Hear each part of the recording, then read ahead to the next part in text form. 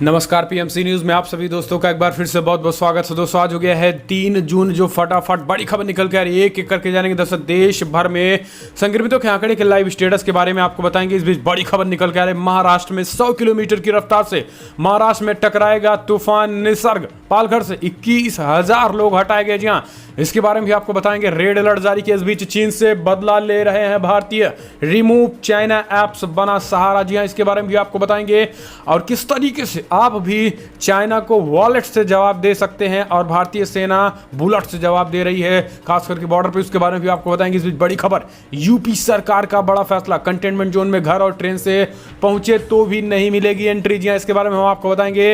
इस बीच बड़ी खबर, मोदी सरकार एक और कानूनों में करने जा रही है बदलाव। जी हाँ, आपको बता देगा आर्टिकल 13 आखिर क्या है। वन नेशन वन एजुकेशन की अवधारणा, जिसमें अब अल्पसंख्यकों को लेकर बड़ी खबर आई है, यानी इस कानून को बदलने पे भी हड़कंप मच सकता है। इस बीच राजस्थान में महंगी हुई है शराब। इसके बारे में भी आपको बताएंगे कितनी रुपए महंगी हुई है शराब। इस बीच दिल्ली हिंसा को लेकर बड़ी खबर निकल के आ रही है। आपको बता दें कि ताहिर हुसैन के साथ साथ उमर खालिद पर शिकंजा। जी हाँ, जानेंगे मुख्य आरोपी बनाया गया Tahir Hussain.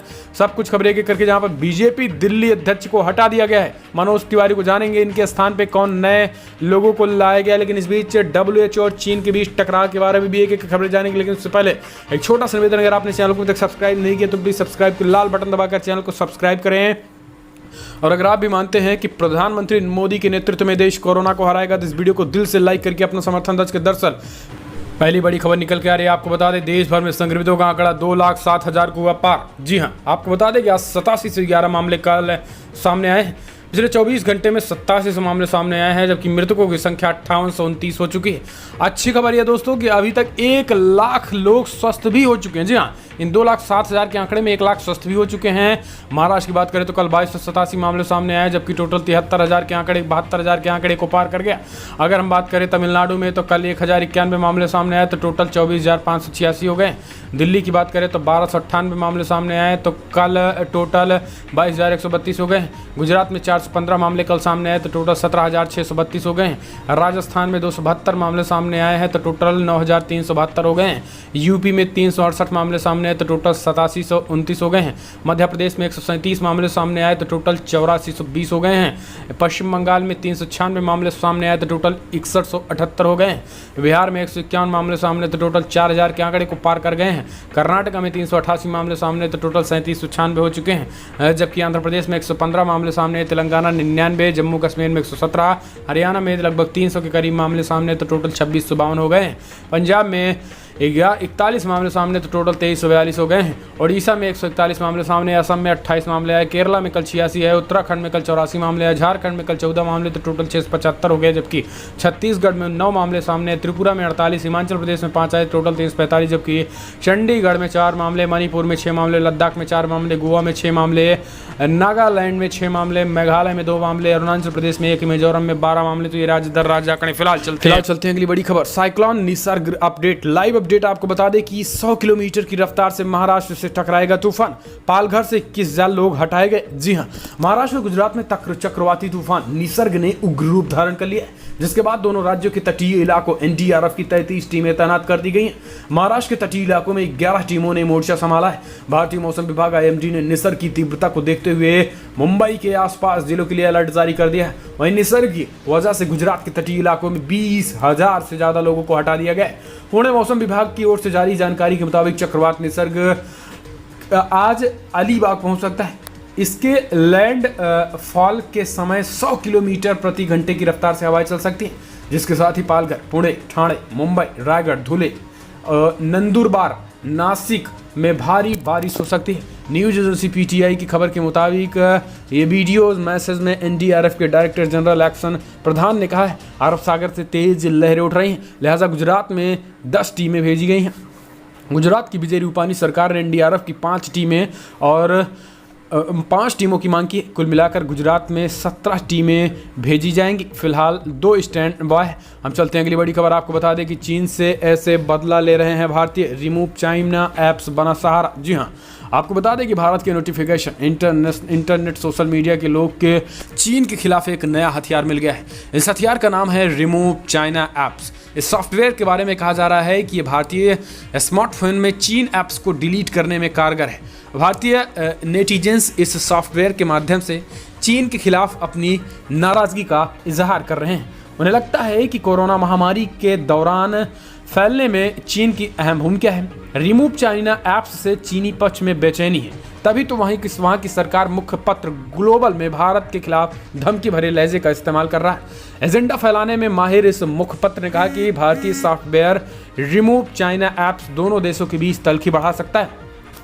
Remove China apps Bharat की startup company One Tech App Lab ने बनाया है। 17 मई को गूगल प्ले स्टोर पर लॉन्च होने के बाद अब तक 10 लाख से ज़्यादा लोग इस ऐप को डाउनलोड कर चुके हैं। यह ऐप डाउनलोड के लिहाज से रिमूव चाइना ऐप्स नंबर 2 पर पहुंच चुका है। इस सॉफ्टवेयर के माध्यम से यूजर्स आसानी से चीनी ऐप की पहचान कर सकते हैं। स्कैन बटन के जरिए वो सभी चीनी ऐप को डिलीट कर सकते हैं। रिमूव चाइना ऐप से लोग शेयरिट, अलीबाबा के यूजी ब्राउज़र और क्लब फैक्ट्री को भी डिलीट करते देखे जा रहे हैं। ऐसे में आप भी इस ऐप को इंस्टॉल कीजिए रिमूव चाइना ऐप्स। जी हाँ, इसको इंस्टॉल करने के बाद आपके ऐप में जितने भी चाइनीज़ ऐप हैं उन सब तत्काल अनइंस्टॉल कीजिए, वरना आने वाले समय में भारत हम ही से पैसे लेकर हमारी सेना को ही मारेगा। तो इस वीडियो को दिल से लाइक कीजिएगा और इस दोस्तों के साथ ज़्यादा से ज़्यादा फैला दो कि अब आपको अपने मोबाइल में रिमूव चाइना ऐप्स इंस्टॉल करना और सारे के सारे चाइनीज़ ऐप्स को अनइंस्टॉल करना है। तत्काल इसी वक्त करिएगा। करने के बाद कमेंट के माध्यम से आप अपनी राय दें कि आपने अपने मोबाइल से रिमूव किया या फिर नहीं, वरना फर्जी देशभक्त बनने की कोई जरूरत नहीं है। हम चलते हैं अगली बड़ी खबर। यूपी सरकार का बड़ा फैसला, कंटेनमेंट जोन में घर और ट्रेन से पहुंचे तो नहीं मिलेगी प्रवेश। जी हाँ, यूपी सरकार ने मंगलवार को साफ कर दिया है कि जो लोग ट्रेनों से अपने घर वापसी कर रहे हैं उन्हें कंटेनमेंट जोन में प्रवेश नहीं मिलेगा। प्रदेश के अपर मुख्य सचिव गृह अवनीश कुमार अवस्थी ने कहा है कि ऐसे लोगों को होम क्वारंटीन में 14 दिनों का समय गुजारना होगा। अवनीश अवस्थी ने इसके साथ ही कहा है कि वहीं ऐसे लोग जो राज्य में हफ्ते भर एक कम समय तक रह रहे हैं, दूसरे राज्यों में वापसी कर रहे हैं, उन्हें होम क्वारंटाइन में रहने की जरूरत नहीं है। उन्होंने बताया है कि सीएम के आदेश दिया है कि रेलवे स्टेशन पर पैम्पलेट बांटा जाए। इस पैम्पलेट को स्वास्थ्य विभाग की तरफ से रेलवे अफसरों को उपलब्ध करा दिए जाएंगे। इस पैम्पलेट के अनुसार जो लोग ट्रेनों से लौट रहे हैं उन्हें कंटेनमेंट जोन में जाने की अनुमति नहीं होगी। यात्री 14 दिन होम क्वारंटीन में रहेगा। जो उत्तर प्रदेश में 7 दिनों से कम रहे और वापस लौटेंगे होम क्वारंटाइन में नहीं भेजा जाएगा। आवास में होम क्वारंटाइन की सुविधा प्राप्त, शौचालय अलग हो। अगर ऐसी व्यवस्था नहीं है तो वो उसे इंस्टीट्यूशनल क्वारंटाइन में आना चाहिए। इस तरीके से बातें। फिलहाल हम चलते हैं अगली बड़ी खबर। आपको बता दें कि मोदी सरकार और गृहमंत्री शाह मुसलमानों को एक और झटका देने जा रहे हैं। जी हाँ, दरअसल मौलाना जिस तरीके से लगातार एक के बाद एक, खास करके मदरसों में जो कुछ ट्रेंड चल रहा था, मदरसों से अब देश भर में वन नेशन वन एजुकेशन लागू होगा। आर्टिकल 30 के तहत मिल रही मौलानाओं को सारे प्रावधान को खत्म करने जा रही मोदी सरकार। बहस के लिए आमंत्रित किया है। जी हाँ, आपको बता दें कि भारतीय जनता पार्टी संविधान में दर्ज आर्टिकल 30 को खत्म करना चाहती है। पार्टी ने इस मुद्दे पर बहस के लिए पब्लिक प्लेटफॉर्म पर डाल दिया है और आर्टिकल 30 हटाओ ये तो सोशल मीडिया में भी ट्रेंड कर रहा है। कुछ दिन पहले हैशटैग आर्टिकल 30 हटाओ इसको ट्रेंड करने लगा है। दरअसल आपको बता दें कि भारतीय जनता पार्टी के राष्ट्रीय महासचिव पश्चिम बंगाल के प्रभारी कैलाश विजयवर्गीय ने एक ट्वीट किया। उसमें उन्होंने लिखा कि देश में संवैधानिक समानता के अधिकार को आर्टिकल 30 सबसे ज्यादा नुकसान पहुंचा रहा है। यह अल्पसंख्यकों को धार्मिक प्रचार और धर्म शिक्षा की इजाजत देता है जो दूसरे धर्मों को नहीं मिलती है। जब हमारा देश धर्मनिरपेक्ष का पक्षधर है तो आर्टिकल 30 की क्या जरूरत है। कैलाश विजयवर्गीय ने स्पष्ट तरीके से इसको। इस बीच आपको बता दें कि कुछ दिन पहले शिक्षा मंत्री ने भी देश भर में वन नेशन वन एजुकेशन लाने का ऐलान कर दिया। उन्होंने कहा है कि लॉकडाउन खुलने के बाद संसद चलते ही इस कानून को लाया जाएगा। आखिर क्या है आर्टिकल 30 में, आपको समझना बेहद जरूरी है। दरअसल आपको बता दें कि भारतीय संविधान के अनुच्छेद 30 के तहत अल्पसंख्यकों यानी मुसलमान और ईसाई सहित शैक्षणिक संस्थान, मदरसा और क्रिश्चियन स्कूल संचालित करने का अधिकार प्राप्त होता है। संविधान का यह अनुच्छेद कहता है कि सरकार मदद देने में किसी भी शैक्षणिक संस्थान के खिलाफ इस आधार पर भेदभाव नहीं कर सकती।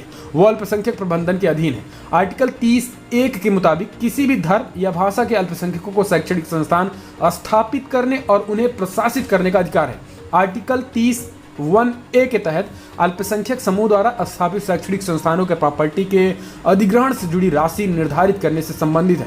तो ये अब आप समझिए कि इन सब चीज़ों में स्पष्ट खुला संरक्षण अल्पसंख्यकों को, ये खुला संरक्षण है कि आप अपने धर्म का प्रचार कीजिए, आप अपने खास करके उस धर्म के प्रचार की आड़ में कुछ भी कीजिए, आप अपनी फंडिंग के जरिए मदरसों को कितना बड़ा बनाइए, मदरसों में कितनी बड़ी फंडिंग कहाँ से हो रही, इन सब की जांच अभी तक सरकार नहीं कर सकती है। और तमाम तरीके की अब जो सांस्कृतिक भाषा ये अभी तक दिए जाते थे ज्ञान, अब ये ना देकर केवल एक शिक्षा एक देश एक शिक्षा लागू होगा। हम चलते हैं अगली बड़ी खबर, लेकिन कमेंट के माध्यम से अपनी राय देना ना भूले। राजस्थान में फिर महंगी होगी शराब, एक बोतल पर 30 रुपए तक लगेगा सरचार्ज। जी हाँ, कोरोना महामारी के कारण वित्तीय संकट से जूझ रही प्रदेश की अशोक गहलोत सरकार ने सरकारी खजाने को भरने के लिए कवायद फिर से तेज कर दी है।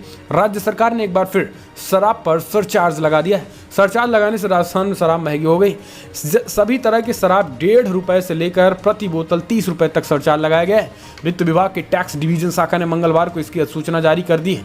भारत निर्मित स्वदेशी विदेशी शराब, बियर, राजस्थान निर्मित शराब और देसी शराब के साथ बीओ पर भी सरचार्ज लगाया गया है। राज्य सरकार ने यह सरचार्ज शराब की मात्रा के आधार पर प्रति बोतल के हिसाब से लगाया गया है। तो ये एक बड़ी खबर। फिलहाल हम चलते हैं अगली बड़ी खबर। चारबाग दिल्ली हिंसा, दिल्ली पुलिस की चार्जशीट में ताहिर हुसैन पर संगीन आरोप, उमर खालिद भी शिकंजे में। जी हां, दिल्ली पुलिस की क्राइम ब्रांच की एसआईटी ने चांदबाग और जाफराबाद दिल्ली हिंसा मामले में 2 चार्जशीट कोर्ट ने दाखिल कर दी है। इसमें कई बड़े खुलासे किए गए हैं।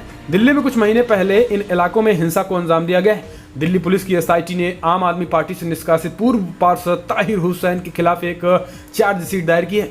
पुलिस ने ताहिर हुसैन को चांदबाग हिंसा मामले का मास्टरमाइंड बताया है। चार्जशीट में उमर खालिद का भी नाम डाला गया है, मगर उसे चांदबाग हिंसा मामले में भी आरोपी नहीं बनाया गया है। उमर खालिद को जल्द पूछताछ के लिए भी बुलाया जा सकता है। यह बड़ी खबर आई। फिलहाल हम चलते हैं अगली बड़ी खबर। आपको बता दें कि दिल्ली बीजेपी के अध्यक्ष पद से मनोज तिवारी की हुई छुट्टी, पार्टी ने आदेश गुप्ता को सौंपी कमान। जी हां, आपको बता दें कि कोरोना संकट के बीच भारतीय जनता पार्टी बीजेपी ने दिल्ली प्रदेश अध्यक्ष पद से मनोज तिवारी को हटा दिया है। उनकी जगह अब आदेश कुमार गुप्ता दिल्ली बीजेपी के अध्यक्ष होंगे। भारतीय जनता पार्टी के राष्ट्रीय महासचिव अरुण सिंह ने आज संगठन से इस फेरबदल की जानकारी दी।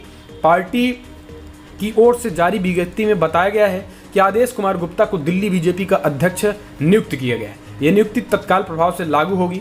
आदेश गुप्ता उत्तरी दिल्ली नगर निगम का महापौर रहे हैं। वर्तमान में वे पटेल नगर से पार्षद हैं। भाजपा के राष्ट्रीय महासचिव अरुण सिंह की ओर से दी गई जानकारी के मुताबिक।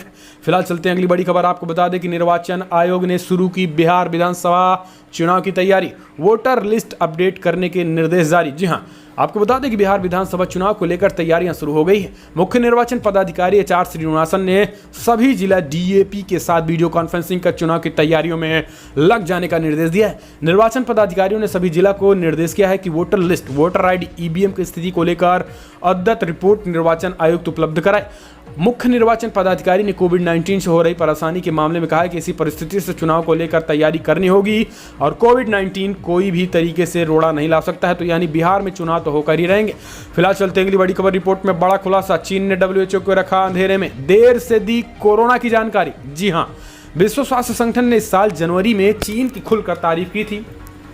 कोरोना वायरस को लेकर उठाए कई कदम बड़े कदम बताए थे। WHO ने तारीफ में यह भी कहा था कि नए वायरस के खिलाफ चीन ने त्वरित कार्रवाई की। संगठन का यह भी कहना था कि चीन सरकार ने काफी तत्परता के साथ वायरस का जेनेटिक मैप शेयर किया, लेकिन सच्चाई यह है कि चीनी अधिकारी कई हफ्तों तक जेनेटिक मैप या जीनोम को दबाए बैठे रहे, जबकि कई देशों की सरकारी लैब ने कोरोना के जीनोम को डिकोड कर लिया गया। समाचार एजेंसी एएफपी ने इसकी जुड़ी एक रिपोर्ट जारी की है, जिसमें पता चला है कि चीनी कोरोना की डिजाइन में ट्रेस, ड्रग्स और वैक्सीन के बारे में जानकारी छुपाता रहा। और अब WHO ने भी माना है कि चीन जिस तरीके से ये छुपा रहा है, चीन अभी भी अपने देश के कोरोना संक्रमण के हालातों को अभी भी छुपा रहा है। तो इस तरीके से अब WHO को आखिरकार बोलना ही पड़ा। हम चलते हैं अगली बड़ी खबर। राहुल गांधी से ज्यादा लोकप्रिय हैं कांग्रेस शासित राज्यों के मुख्यमंत्री, सर्वे में बड़ा खुलासा। जी हाँ, देश में जारी कोरोना संकट के बीच एक एजेंसी ने नेताओं की लोकप्रियता को लेकर एक सर्वे किया है। इनमें सर्वे में प्रधानमंत्री मोदी की लोकप्रियता सर्वाधिक है। वहीं कांग्रेस के वरिष्ठ नेता राहुल गांधी इस मामले में कांग्रेस शासित राज्यों के मुख्यमंत्रियों से भी पीछे हैं। कांग्रेस शासित राज्यों और केंद्र शासित प्रदेशों के मुख्यमंत्री या यहां तक कि जहां छत्तीसगढ़, महाराष्ट्र या राजस्थान में गठबंधन है, राहुल गांधी की तुलना में सबसे अधिक लोकप्रिय हैं। INSC voter of the nation 2020 सर्वे में ये बात का खुलासा हुआ है कि छत्तीसगढ़ के मुख्यमंत्री भूपेश बघेल की विशुद्ध लोकप्रियता रेटिंग 81% है, जबकि राहुल गांधी की इससे कम है। तो ये अपने आप में दिखाता है कि राहुल गांधी यानी मुख्यमंत्री बनने लायक भी नहीं है। हम चलते हैं अगली बड़ी खबर लेते हैं। आपको बता दें कि दिल्ली में दिल्ली कोरोना ऐप लॉन्च बताएगा किस हॉस्पिटल में कितने बेड और वेंटिलेटर हैं। जी हाँ, आपको बता दें कि कल हमने बताया था कि दिल्ली में दिल्ली सरकार ने ऐप लॉन्च किया है, लेकिन इसका नाम नहीं बताया था। लेकिन हम आपको बता दें आज कि दिल्ली कोरोना नाम का ये ऐप है जो कि दिल्ली सरकार ने ऐप को लॉन्च किया। इसमें बेसिकली यही होगा कि अगर आप कोरोना संक्रमण होता है या फिर आपके एरिया में कोई भी होता है, तो अगर उसको बेड की ज़रूरत होगी तो इसमें स्पष्ट तरीके से बताएगा कि कहाँ आप अच्छे इलाज करा सकते हैं। अगर आप कोरोना की जांच कराना चाहते हैं तो इसमें बताएगा कि किस हॉस्पिटल में आप अच्छी जांच करा सकते हैं, कहाँ पे बेड खाली हैं, कहाँ पे मरीजों की संख्या ज़्यादा नहीं है, ये सब कुछ इसमें अपडेट किया जाएगा। दिल्ली कोरोना नाम का ये ऐप है। फिलहाल चलते हैं अगली बड़ी खबर। आपको बता दें बिग ब्रेकिंग न्यूज़ निकल के आ रही है, जहाँ पर राफेल की डिलीवरी पर नहीं पड़ेगा कोरोना का असर। रक्षा मंत्री राजनाथ सिंह ने फ्रांस को दिया भरोसा। जी हां, कोरोना संकट से पूरा विश्व जूझ रहा है, इसका व्यापक असर, वैश्विक असर दिख रहा है, लेकिन इस बीच रक्षा मंत्री राजनाथ सिंह ने बड़ा ऐलान किया है। उन्होंने कहा है कि इसका असर नहीं पड़ेगा और राफेल विमान अपने समय पर ही आएगा। फिलहाल चलते हैं अगली बड़ी खबर। दुनिया भर में जो आंकड़े निकल के आ रहे हैं, एक नजर इस पर डालना बेहद जरूरी। दरअसल दुनिया भर में अब तक का आंकड़ा 60 लाख को पार हो गया है। जी हाँ, 60,57,000 कन्फर्म केसेज आ चुके हैं, जबकि मृतकों की संख्या 3,71,000 हो चुकी है। यूनाइटेड स्टेट की बात करें तो 18,47,000 कन्फर्म केसेज हैं, जबकि ब्राजील में 5,30,000 कन्फर्म केसेज हैं, रशिया में 4,23,000 केसेज हैं, तो यूनाइटेड किंगडम में 2,76,000 केसेज हैं, स्पेन में 2,39,000 केसेज है, तो इटली में 2,33,000 केसेज हैं, इंडिया में 1,98,000 कन्फर्म केसेज है। तो दुनिया भर का आंकड़ा फिलहाल बड़ी खबरों में इतना है। लेकिन अगर आपको वीडियो पसंद आया तो इस वीडियो को दिल से लाइक करके अपना समर्थन दर्ज करें। इस वीडियो में इतना ही। जय हिंद, वंदे मातरम।